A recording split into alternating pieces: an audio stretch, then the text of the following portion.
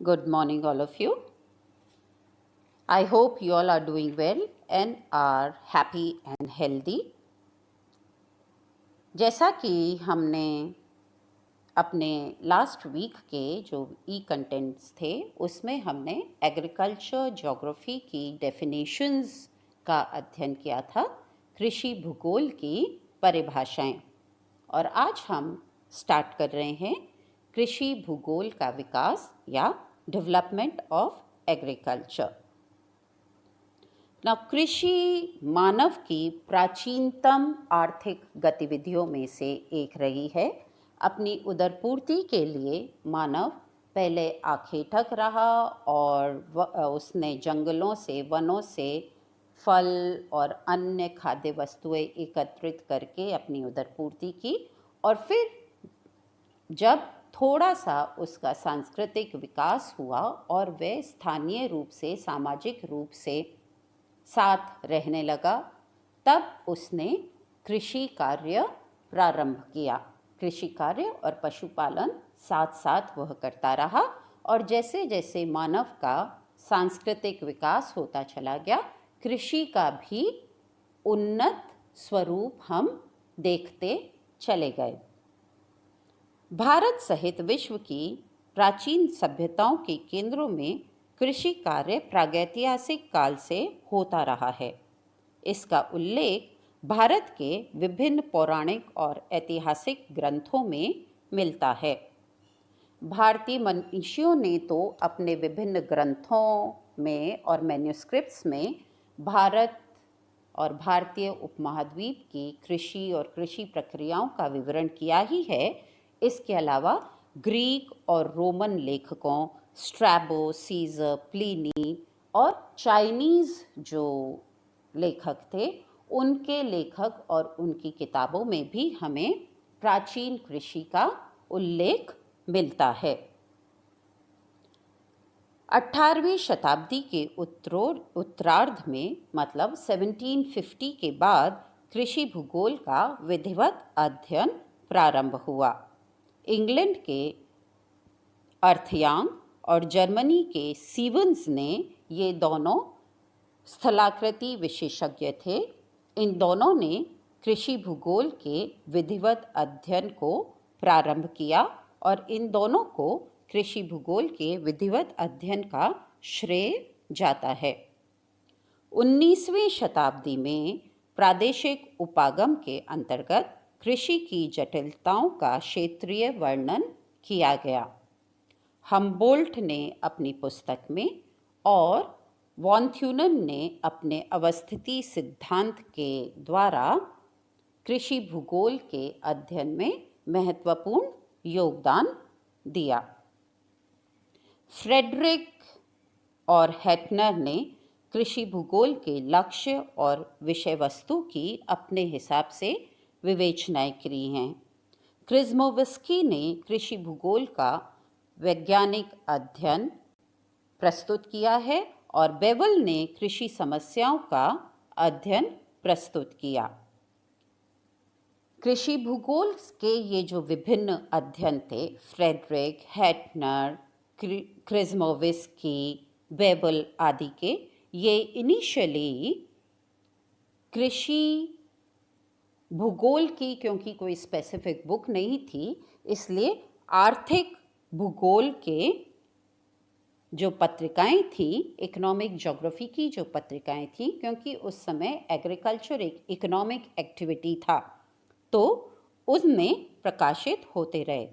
इन लोगों के अलावा जॉनसन, बेकर, जोम, टेलर और वॉल्केनबर्ग के कार्य महत्वपूर्ण थे, जो विभिन्न इकोनॉमिक जो बुक्स थी उनमें प्रकाशित हुए।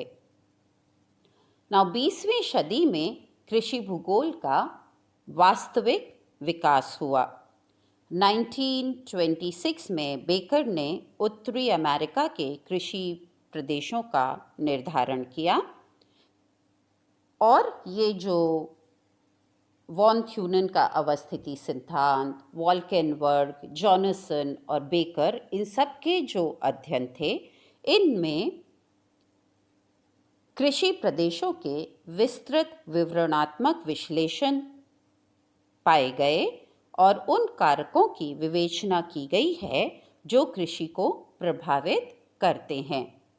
इन अध्ययनों में किसी एक प्रदेश की अथवा किसी एक शस्य को दृष्टिगत रखकर प्राकृतिक वातावरण तथा कृषि के संबंधों की विवेचना की गई है। इस अवधि के भूगोलवेत्ताओं ने कृषि प्रवृत्ति की विभिन्नता का कारण प्राकृतिक कारकों को बताया है। तो ये जनरली इस समय की जो कृषि अध्ययन थे वो ये कहते थे कि ये वातावरण निश्चयवाद से प्रभावित है कृषि। इस अवधि के भूगोलवेत्ताओं ने कृषि प्रवृत्ति की विभिन्नता का कारण प्राकृतिक कारकों को ही बताया। विटलसी तथा हाचरोन ने कृषि प्रादेशिकरण के अध्ययनों में आर्थिक कारकों को इंक्लूड किया और उनको महत्व दिया, और फिर 1931 में स्टैम्प ने भूमि उपयोग सर्वेक्षण कार्य को अंजाम दिया। उनका भूमि उपयोग सर्वेक्षण कार्य आया जो कि एक व्यावहारिक दृष्टिकोण रहा कृषि को लेकर के और लैंड यूज़ को लेकर के, और इसलिए स्टैम्प का लैंड यूज़ सर्वेक्षण इम्पॉर्टेंट है क्योंकि ये बिहेवियरल पैटर्न को एग्रीकल्चर में इंक्लूड करता है। रीड्स के अनुसार 20वीं शती के मध्य तक कृषि भूगोल का अध्ययन पारंपरिक रहा जिसमें प्रदेशों के वर्णनात्मक अध्ययन पर बल दिया गया। So now till the 20th century agriculture geography was basically study of regional agriculture patterns। प्रदेशों के हिसाब से एग्रीकल्चर या कृषि का पैटर्न स्टडी किया गया और क्या फिजिकल फैक्टर्स और क्या इकोनॉमिक फैक्टर्स रहे जो कि इन रीजनल डिफरेंसेस को या कृषि में प्रादेशिक भिन्नता को बनाने वाले हैं, उनका अध्ययन किया गया। इस अवधि में सैंपल, एकरमैन, वेबर, रीड्स, वियर्ड आदि के अध्ययन इम्पॉर्टेंट रहे। इसी समय भारत में भी कृषि भूगोल से संबंधित क्षेत्रीय अध्ययन पब्लिश हुए जिनमें इम्पॉर्टेंट जो थे वो थे रामाकृष्णन का, गोपालन का, देशपांडे का, मुखर्जी का और दयाल का। तो इस समय दैट इज 1950s के बाद इंडिया में भी एग्रीकल्चर ज्योग्राफी का रीजनल अध्ययन प्रारंभ हो गया। 1950 के पश्चात कृषि भूगोल का वैज्ञानिक अध्ययन प्रारंभ हुआ और कृषि के जो विभिन्न पैटर्न्स थे उनके लिए थ्योरीज और प्रिंसिपल्स बनने लगे जिसमें सैद्धांतिकरण और सामान्य नियम प्रतिपादित होने लगे और कृषि भूगोल की विषय सामग्री, अध्ययन विधि और उपागम में परिवर्तन आया। 1950s के बाद पैटर्न चेंज हुआ। एग्रीकल्चर की स्टडी सिर्फ रीजनल डिफरेंसेस के और उनके फैक्टर्स को लेकर के ही नहीं, उसके बियॉन्ड भी होने लगी और एक प्रिंसिपल्स और लॉज फॉर्मुलेट करने की प्रैक्टिस स्टार्ट हुई इन डिफरेंसेस को लेकर के। नाउ क्योंकि नियम प्रतिपादित किए जाने लगे तो कृषि भूगोल में उसका सब्जेक्ट मैटर, उसकी विषय सामग्री, उसकी अध्ययन विधि मतलब मेथड ऑफ स्टडी और अप्रोचेस ऑफ स्टडी में चेंजेस आए 1950 के बाद।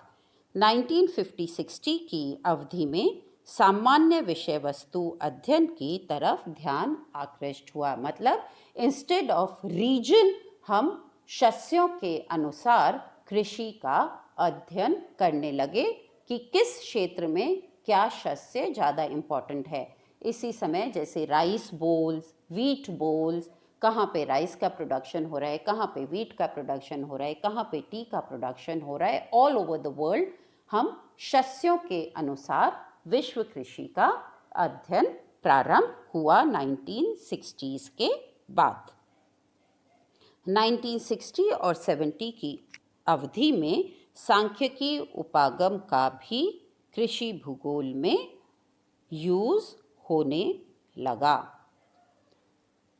भूगोल की अन्य शाखाओं की तरह कृषि भूगोल में वीवर ने, हेल्बर्न ने स्टैटिस्टिक्स का उपयोग प्रारंभ किया।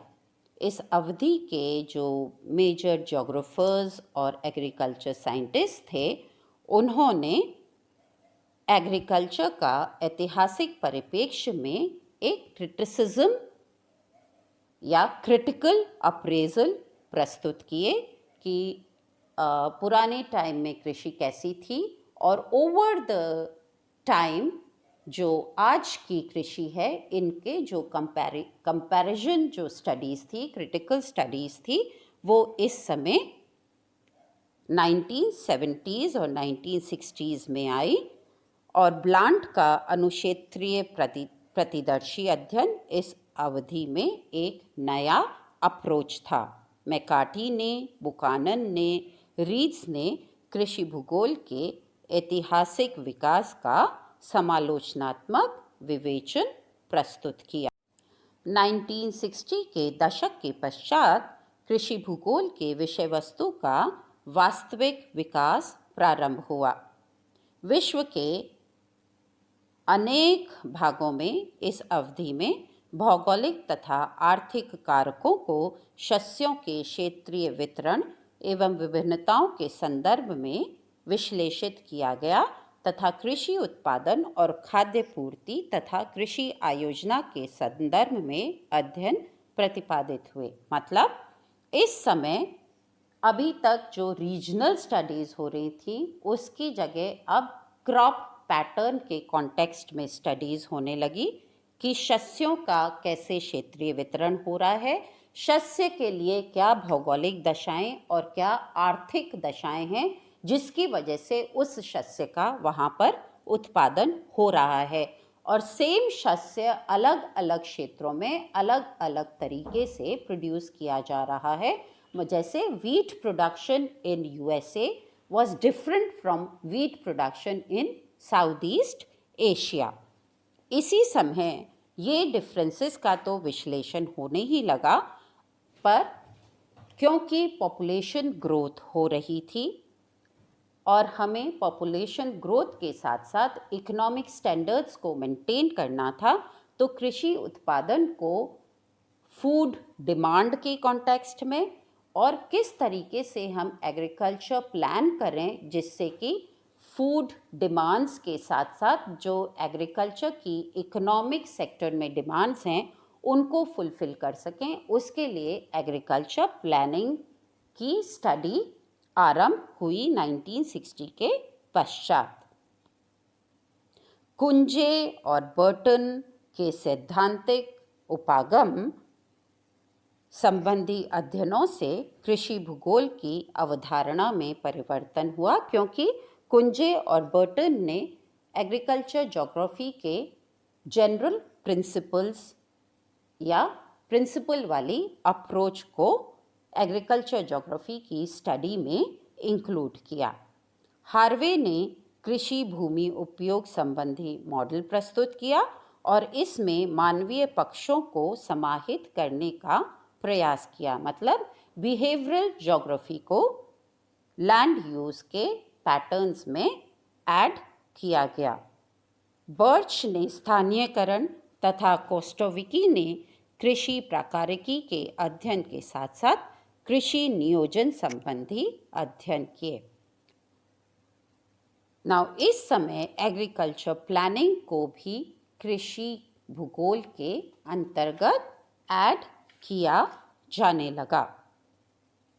1968 में हेंसल ने इस अवधि के परिवर्तनों के संबंध में कहा है कि इस अवधि में कृषि भूगोल के अध्ययन में 5 मेन जो पक्ष हैं या 5 मेन फैक्ट्स हैं वो इस तरीके से हैं। उन्होंने कहा कि एग्रीकल्चर ज्योग्राफी में भौगोलिक वितरण तथा प्रादेशिक अद्वितीयता की अपेक्षा सैद्धांतिक तथा विषय वस्तु उपागम का आर्थिक उपयोग होने लगा।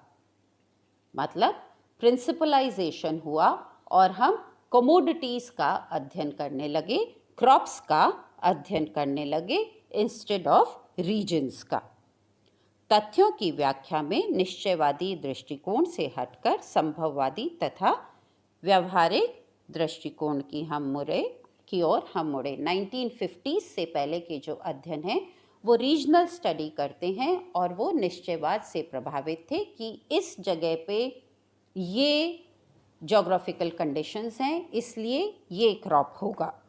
पर 1950s के बाद 1960s 70s के बाद संभववादी या पॉसिबिलिज्म फैक्टर्स हुए क्योंकि टेक्नोलॉजी का डेवलपमेंट हुआ और टेक्नोलॉजी से हम उन एरियाज़ में भी एग्रीकल्चर करने लगे जहाँ की एग्रीकल्चर फीजिबल नहीं था। और फिर उसके साथ साथ जो लैंड लॉर्ड के जो बिहेवियरल पैटर्न्स होते हैं जिसकी वजह से एग्रीकल्चर वो किसी एरिया में करता है, उनकी भी स्टडी 1960s के बाद प्रारंभ होने लगी और ये एक एग्रीकल्चर ज्योग्राफी में चेंज था। अनुक्षेत्रीय तथा प्रतिदर्शी अध्ययन उपागम का अपेक्षाकृत अधिक महत्व इस समय बढ़ा। मतलब इंटरनल रीजनलाइजेशन एंड कंपैरेटिव जो अध्ययन हुए वो इस समय ज़्यादा होने लगे। सांख्यिकी विधियों का ऑफकोर्स ज़्यादा उपयोग होने लगा एंड एग्रीकल्चर ज्योग्राफी एक ज्योग्राफिकल स्टडी ना होकर के एक इंटरडिसिप्लिनरी अध्ययन हो गया जिसमें इकोनॉमिक्स भी ऐड हो गई, बिहेवियरलिज्म, फिलॉसफी, साइकोलॉजी, जियोग्राफी के साथ साथ जो साइंसेस थी वो भी एग्रीकल्चर ज्योग्राफी में ऐड हो गई और एग्रीकल्चर ज्योग्राफी एक अंतर विषयक अप्रोच के अकॉर्डिंग पढ़ा जाने लगा, एक इंटरडिसिप्लिनरी सब्जेक्ट बन गया। तो इस तरीके से एग्रीकल्चर ज्योग्राफी का अध्ययन जो 17th सेंचुरी में प्रारंभ हुआ, लेट 18th सेंचुरी में इसको एक एज अ सब्जेक्ट स्टडी किया जाने लगा और 20th सेंचुरी तक आते आते ये एक इंटरडिसिप्लिनरी सब्जेक्ट बन गया। तो ये था एग्रीकल्चर ज्योग्राफी का विकास। धन्यवाद।